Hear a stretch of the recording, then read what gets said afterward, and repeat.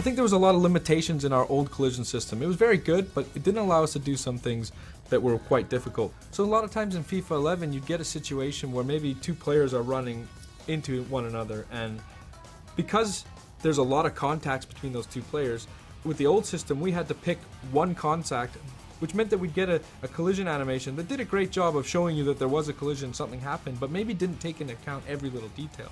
With this year's engine, what you see is when those two players come together, we're resolving for every single collision that happens, and we're really able to preserve the momentum a lot better in the interactions between players.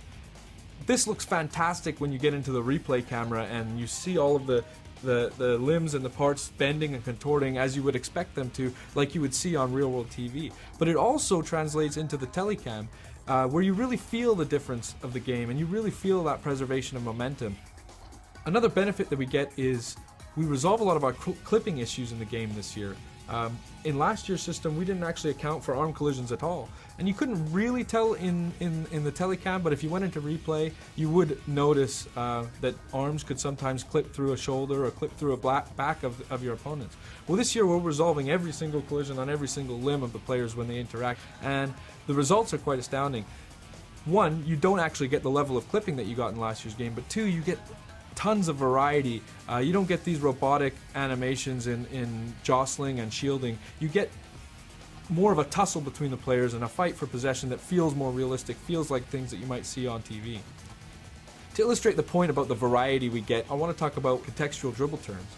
And what this is using the left stick, you could beat a player last year by maybe taking just a 45-degree dribble turn.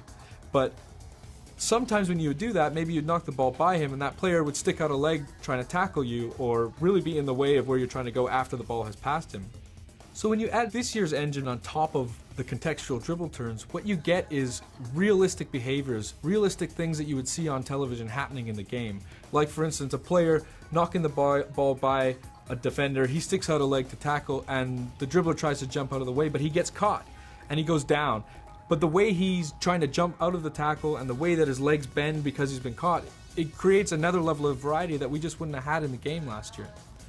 Further to that, what you can see now is sometimes a dribbler will knock the ball by a defender using one of these dribble turns, jump out of the way and gets caught, but just slightly, so he takes a small knock. And what you get is a little bit more of resilience from the player to take those small knocks and able to continue on and go after the ball. Now players like Messi can skip through those challenges, take a knock, bounce off of a tackle, and still continue on to really pursue the ball and continue the flow of the game. And it makes for a much more exciting experience, especially when you're on the ball with those good dribblers.